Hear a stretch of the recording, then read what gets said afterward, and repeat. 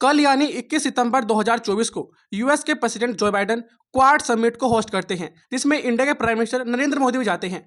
देखो, जब कभी भी क्वाड समिट होस्ट की जाती है तो उस टाइम पर पूरे वर्ल्ड की नज़र क्वाड पर होती है। एंड इन 2024 यूरोप के अंदर चल रहा है वॉर, मिडिल ईस्ट में भी माहौल काफ़ी गर्म है, और एक ऐसे टाइम पर जब क्वाड समिट होस्ट की जा रही है तो ये बात ऑब्वियस है कि सभी कंट्रीज की नज़र क्वाड पर होगी, मेनली चाइना और रशिया की।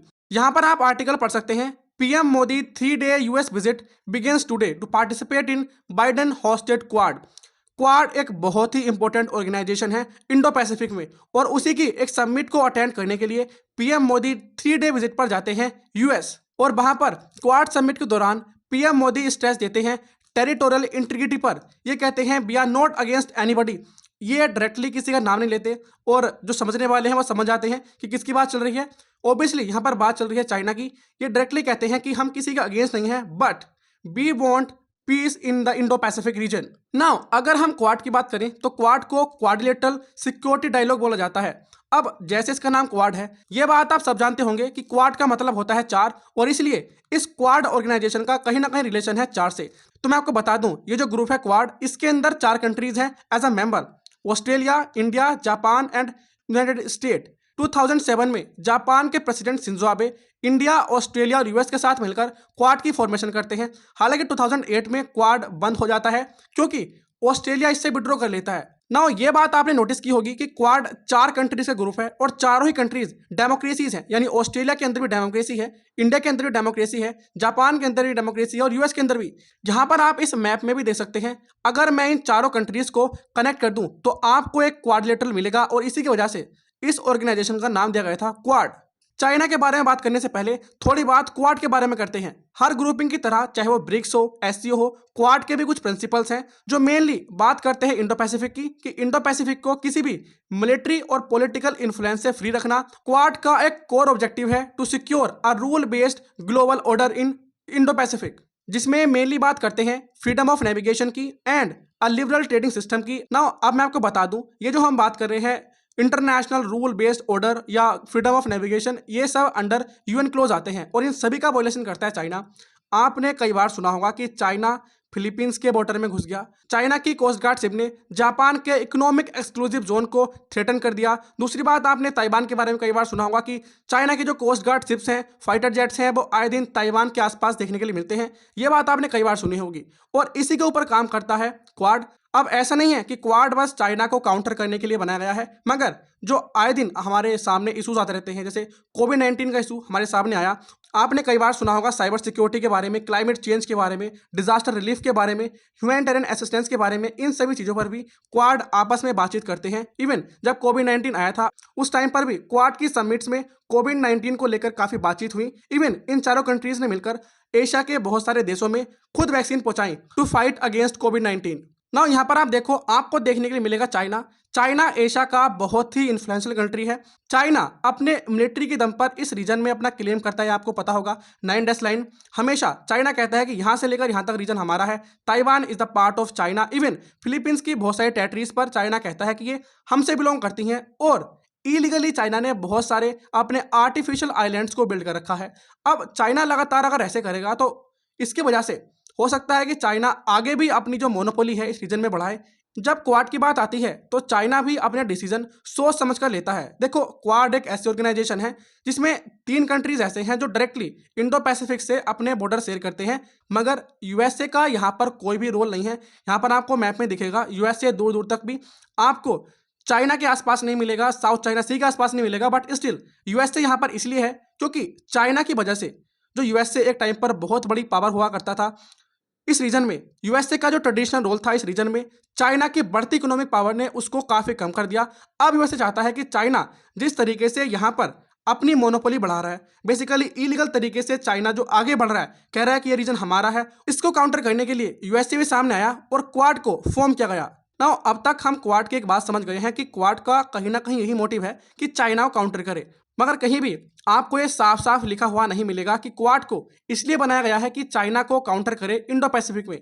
इसलिए पीएम मोदी ने यह कहा था, we are not against anybody. क्यों? क्योंकि क्वाड के अंदर कहीं भी मेंशन नहीं किया गया है कि वो चाइना को काउंटर करने के लिए बना है, और इस बात को और ज्यादा स्ट्रॉन्ग करने के लिए पीएम मोदी ने चाइना का नाम नहीं लिया। क्वाड एक बहुत ही इंपॉर्टेंट ग्रुप है, मगर इसकी सिग्निफिकेंस इंडिया के लिए क्या है? देखो, चाइना और इंडिया के बारे में आप सब जानते हैं। चाइना की बढ़ती इकोनॉमिक और मिलिट्री पावर की वजह से चाइना इंडिया के बहुत सारे पार्ट पर अपना क्लेम जमाता है। जैसे लद्दाख वाला एक रीजन है, और दूसरा अरुणाचल प्रदेश में जो कुछ टेरिटरीज हैं, चाइना उन पर क्लेम करता है कि ये हमारी टेरिटरीज हैं, जो एक फॉल्स क्लेम है।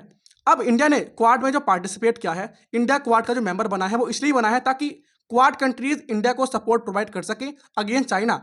इंडिया हेल्प ले सकता है क्वाड नेशंस की चाइना को काउंटर करने के लिए।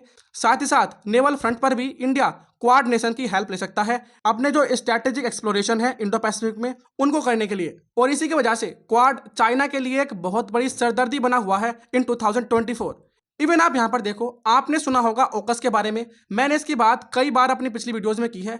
ओकस 3 कंट्रीज की एक पार्टनरशिप है, ऑस्ट्रेलिया, यूके एंड यूएस।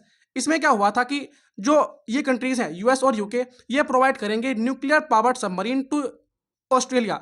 और अगर एक बार ये न्यूक्लियर पावर सबमरीन ऑस्ट्रेलिया के पास आ गई तो क्वाड ग्रुपिंग और ज़्यादा स्ट्रॉन्ग हो जाएगी, और चाइना की जो सिरदर्दी है वो और ज़्यादा बढ़ जाएगी, जिसकी वजह से चाइना जो अपना क्लेम कर रहा है, फॉल्स क्लेम कर रहा है इंडो पैसिफिक में, वो कम हो जाएंगे ना। वापस बात करते हैं पीएम मोदी की विजिट के बारे में। 21 सितंबर 2024 को पीएम मोदी ने क्वाड समिट को अटेंड किया। अब वहाँ पर उन्होंने अटेंड कर लिया। अब ये नहीं है कि ये इसी के लिए गए थे वहाँ पर कि क्वाड समिट को अटेंड करेंगे और वापस इंडिया आ जाएंगे, ऐसा नहीं है। वहाँ पर जो पीएम मोदी हैं वो और काम भी करेंगे। सितंबर 22 यानी आज पीएम मोदी जो इंडियन कम्युनिटी यूएसए के अंदर रहती हैं उनसे मिलेंगे। इवन जो बहुत सारे सीईओज हैं, बहुत सारे कंपनीज हैं जो यूएसए के अंदर जहाँ पर इंडियन ओरिजिन लोग रहते हैं, वहाँ पर भी उनसे बात करेंगे। साथ ही साथ इंडिया और जो यूएसए के बीच में ट्रेड है उसको लेकर भी आगे बातचीत करेंगे। इवन जो बायलैटरल रिलेशनशिप है इंडिया और यूएस के बीच में, यहाँ पर ये उनके बारे में बात करेंगे ताकि इंडिया और यूएस आगे बढ़ सके, चाहे वो डिफेंस की बात हो या मिलिट्री की बात हो। फिर 23 सितंबर को पीएम मोदी अटेंड करेंगे summit of future at UNGA, जहाँ पर मोस्ट प्रोबेबली यूएनएससी की सीट के बारे में ही बातचीत चलेगी। अगर आप किसी कॉम्पिटिटिव एग्जाम की तैयारी कर रहे हैं जिसके अंदर करंट अफेयर आता है, तो ये बात तो आप सभी जानते हैं कि करंट अफेयर का पोर्शन काफ़ी ब्रॉड होता है, सिलेबस काफ़ी लंबा होता है, काफ़ी बड़ा होता है। और अगर आप न्यूज़पेपर पढ़ रहे हैं, आर्टिकल पढ़ रहे हैं इन करंट अफेयर को स्ट्रॉन्ग करने के लिए, अपने करंट अफेयर को प्रिपेयर करने के लिए, तो मैं आपसे कहूँगा ये एक बहुत ही बेकार ऑप्शन है। अगर आप चाहते हैं कि आप अपने करंट अफेयर पोर्शन को स्ट्रॉन्ग करें, उसके लिए आपके पास एक अल्टरनेटिव भी है। आप हमारे चैनल यानी स्टडी टू पीक पर विजिट कर सकते हैं। रोज़ सुबह 5 बजे आपको डेली करंट अफेयर क्लासेस कराई जाती हैं, जिसमें जो मोस्ट इंपॉर्टेंट करंट अफेयर होते हैं वही उसमें इंक्लूड करे जाते हैं, और इनमें से बहुत सारे क्वेश्चन आपके एग्जाम में फंसते हैं। अगर आप किसी भी एग्जाम की तैयारी कर रहे हैं तो आपके लिए ये बहुत ही इंपॉर्टेंट होने वाला है, बिकॉज ये बात आप भी जानते हैं, अगर आप सभी न्यूज़पेपर को पढ़ेंगे, सभी आर्टिकल्स को पढ़ेंगे, तो मोस्ट प्रोबेबली आप उन क्वेश्चन को सिलेक्ट करेंगे जो आपके एग्जाम के लिए इंपॉर्टेंट नहीं है। अगर आप उनके पीछे अपना टाइम वेस्ट करते हैं तो आपका टाइम तो बेकार होगा, मगर साथ ही साथ मैं आपको बता दूं, आपका एग्जाम में जो क्वेश्चन फंसने के चांसेस थे वो भी कम हो जाएंगे। इसलिए मैं आपको रिकमेंड कर रहा हूं कि आप हमारे चैनल पर आ सकते हैं। रोज़ सुबह 5 बजे आपको डेली करंट अफेयर क्लास मिलती है, जिसमें most important current affair include किए जाते हैं। अगर आपको पिछली वीडियोज़ देखनी है जो आपसे छूट गई हैं, उनका लिंक आपको डिस्क्रिप्शन में मिल जाएगा, यानी मैं आपको प्लेलिस्ट का लिंक नीचे दे दूंगा, आप वहां पर जाकर भी उन वीडियोस को देख सकते हैं। आई होप आपको आज का वीडियो पसंद आया होगा, और अगर अभी तक आप इस वीडियो को देख रहे हैं दैट मीन्स आपको इस वीडियो में कोई ना कोई बात तो इंटरेस्टिंग लगी होगी, तभी आप वीडियो के अंत तक रुके हुए हैं। तो मैं आपसे रिक्वेस्ट करता हूं कि आप अपना ओपिनियन दें। क्या आपको लगता है सच में क्वाड चाइना को काउंटर कर सकता है, और क्या चाइना भी कुछ ऐसे ही फिरात में है? क्या चाइना सोच रहा है कि हम भी एक ऐसी अलायंस बनाए रशिया के साथ या नॉर्थ कोरिया के साथ और ईरान के साथ मिलकर कि ये ग्रुपिंग चाइना के इन्फ्लुएंस को इंडो पैसिफिक में और बढ़ा दे? आपका इस बारे में क्या मानना है? प्लीज़ कमेंट सेक्शन में अपने ओपिनियन को जरूर शेयर कीजिएगा। This is all about the video. जय हिंद।